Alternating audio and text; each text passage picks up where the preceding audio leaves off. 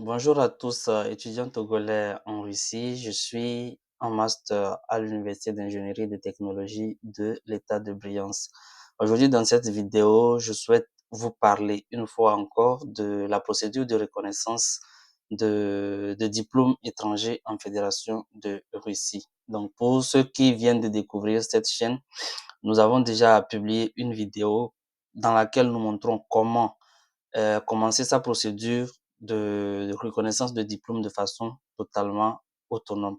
Donc, dans cette vidéo, il s'agit d'un complément d'information sur la suite de la procédure. Après avoir créé votre compte, après avoir rempli les informations, les enquêtes, après avoir téléversé les documents nécessaires à la reconnaissance de diplôme dans votre espace personnel et soumis la demande au ministère russe de l'éducation et de la science, à quoi est-ce que vous devez vous attendre? C'est de ça qu'il est question dans cette nouvelle vidéo. Voilà, comme nous l'avons vu dans la vidéo précédente, la reconnaissance de diplôme, elle se fait sur le site nic.gouv.ru, National Information Centre. Donc, voilà la page qui se présente comme ça. Donc, ça, c'était enregistré. Je vais d'abord me déconnecter. Voilà.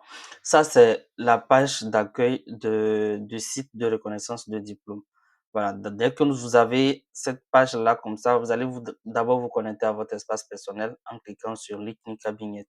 Donc, pour ceux qui ne savent pas comment créer leur espace personnel, on en a déjà parlé dans la vidéo qui parle de la reconnaissance de diplôme. Je rappelle que cette vidéo est juste un complément pour savoir, après avoir soumis votre dossier, à quoi est-ce que vous devez vous attendre. Donc, pour se connecter, pour ceux qui ont déjà créé leur compte, il suffit de mettre votre adresse email et votre mot de passe. Et ici, d'insérer le code CAPTCHA 8225 et puis entrer. Et vous serez redirigé dans votre espace personnel. Dans votre espace personnel, vous verrez ici, on a écrit votre nom et votre prénom. Donc, dès que vous êtes ici, pour savoir que vous avez déjà soumis votre dossier au ministère, vous allez avoir ici, on a écrit Voi Padali Adin Zayavlenia. Ça veut dire que vous avez soumis une demande de reconnaissance de diplôme. Et juste en bas ici, vous allez voir le statut de votre demande. Vous allez voir le statut de votre demande avec le numéro de votre dossier. Donc, quand vous soumettez votre dossier, toujours, vous allez avoir un numéro qui sera là. Quand on vous demande de faire une correction également, vous allez voir après avoir fini de faire la correction et soumis votre dossier pour une seconde examination, ce même numéro sera là. Vous pouvez le noter quelque part. Donc ici, son statut, c'est Ajidania Paket Document TOF. Voilà. Maintenant, je vais me déconnecter de ce compte et vous montrer comment se présente un compte sur lequel on a commencé la procédure, mais on n'a pas fini la procédure ou la demande a été mal soumise au ministère. Contrairement au dossier que nous avons vu précédemment, vous allez voir Veuillez Padali Nolzavlenia. Vous avez soumis zéro demande. Voilà. Ça voudrait dire que la personne, soit elle a commencé, elle n'a pas terminé, mais elle a quand même commencé. Elle a commencé, elle n'a pas terminé. Ou soit elle a soumis, elle a mal soumis. Donc, pour savoir où elle en est, et en bas aussi ici, contrairement à l'autre dossier qu'on a vu, il n'y a pas de numéro de dossier, il n'y a pas de statut de la demande. Ça veut dire que le ministère, au fait, n'a pas accès au dossier de la personne. Donc, on va cliquer sur Zaявlenia na priznanie inostranawa образования. Maintenant, quand vous cliquez dessus, vous allez voir deux propositions. Il y a SOSDAT qui est créé et Prodalgit qui est continu. Donc, Prodalgit, ça voudrait dire que vous avez commencé une demande et que vous ne l'avez pas terminé. Source date, ça veut dire que vous allez reprendre à zéro votre demande. Donc, en cliquant sur Prodalgit, vous allez voir, il y a l'étape 1 qui est cochée. Ça veut dire que la personne a déjà rempli les informations de l'étape 1, l'étape 2 qui est cochée, l'étape 3, l'étape 4. Donc, la personne va continuer juste par remplir les informations qu'on lui a demandées à l'étape suivante et appuyer sur Dalshi et terminer sa demande. Voilà, nous revenons dans ce dossier-là où la personne a déjà soumis et le statut ici c'est Ajidania Packet Document of.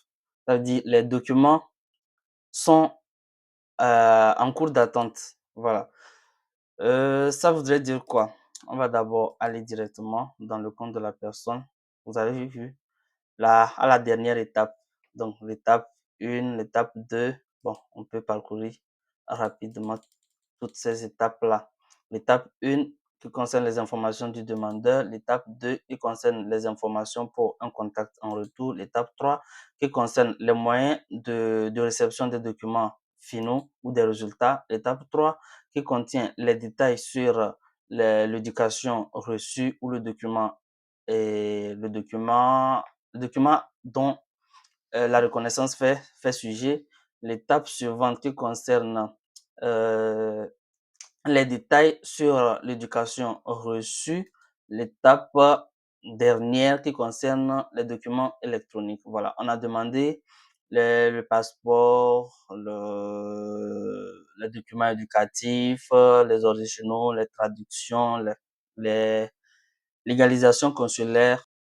Nous avons vu tout de suite le dossier d'une personne qui a soumis ses documents pour la reconnaissance de diplôme. Maintenant, à quoi faut-il s'attendre après avoir soumis la demande avec succès?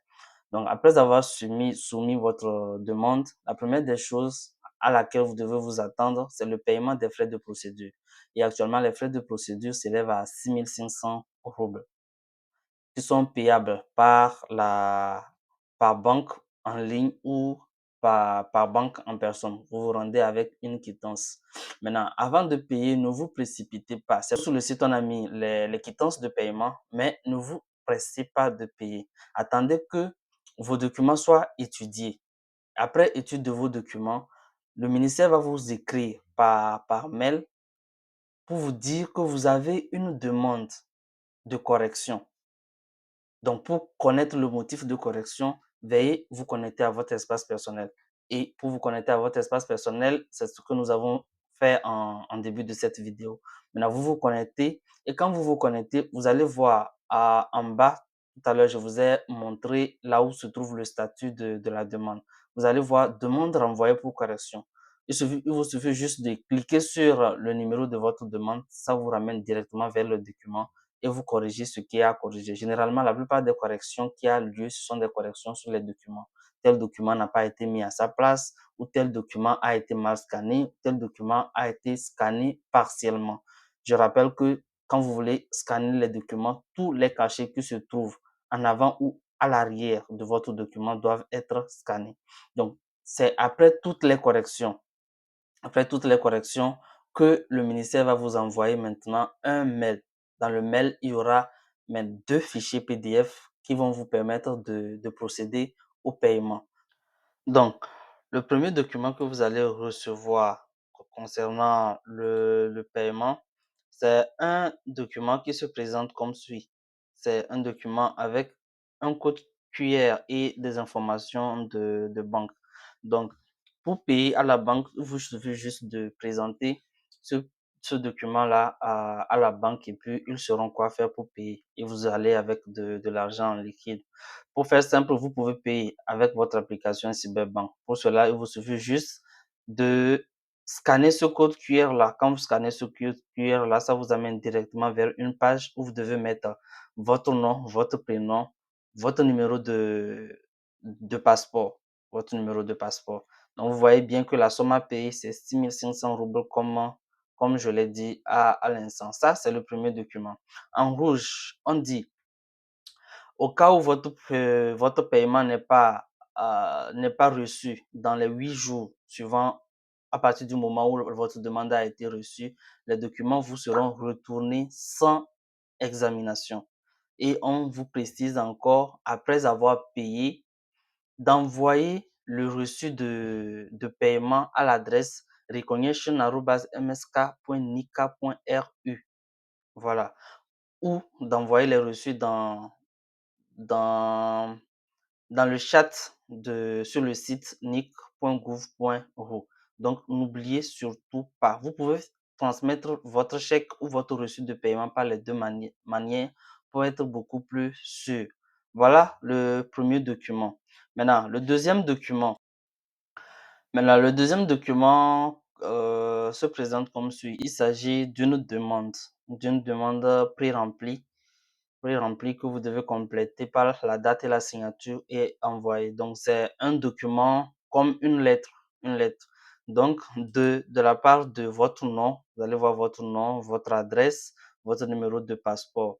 Voilà. Et ici, on dit, je demande que vous recevez mes documents étrangers pour reconnaissance. Donc, ça, c'est le titre de votre document avec le numéro de série de votre document. Voilà.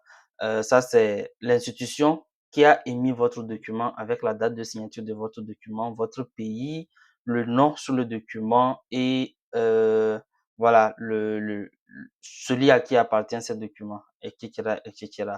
Donc, à la fin, il y a les informations sur comment recevoir ces documents-là. Donc, dans votre demande, dans la demande, je vous ai conseillé de choisir toujours d'envoyer vos documents par la poste et ça sera au compte du gouvernement fédéral. Ça veut dire que vous n'aurez pas à payer quoi que ce soit. Bon, ces derniers temps, ça m'est revenu qu'on demande à certains de payer, mais c'est pas grave puisque c'est un petit montant qu'il faut payer. Voilà. Donc ici, ils ont confirmé encore l'adresse que vous avez mis dans la demande, adresse à laquelle on doit vous livrer les documents. Donc, vous regardez si tout est correct et puis ici, vous mettez juste la date et la signature. Donc, ce document-là, en envoyant vos documents par la poste au ministère, vous devez ajouter ce petit document-là signé dans les documents. Donc voilà les deux documents que vous allez recevoir en première partie. Maintenant, après avoir payé les 6 500 € pour les frais de demande de reconnaissance de diplôme, à quoi vous devez vous attendre? La prochaine étape, c'est vous allez recevoir un mail du ministère qui vous demande d'envoyer vos documents par la poste. Donc, quels sont les documents envoyés par la poste? Tous les documents que vous avez mis sur le site sauf le passeport. Vous savez déjà que le passeport ne fait pas objet d'envoi par la poste. Sur la plupart des passeports, on écrit cette mention-là. Le passeport ne doit pas faire l'objet d'envoi par la poste. Donc, vous n'allez pas envoyer l'original de votre passeport par la poste au ministère, mais vous allez envoyer la traduction notariée de votre passeport.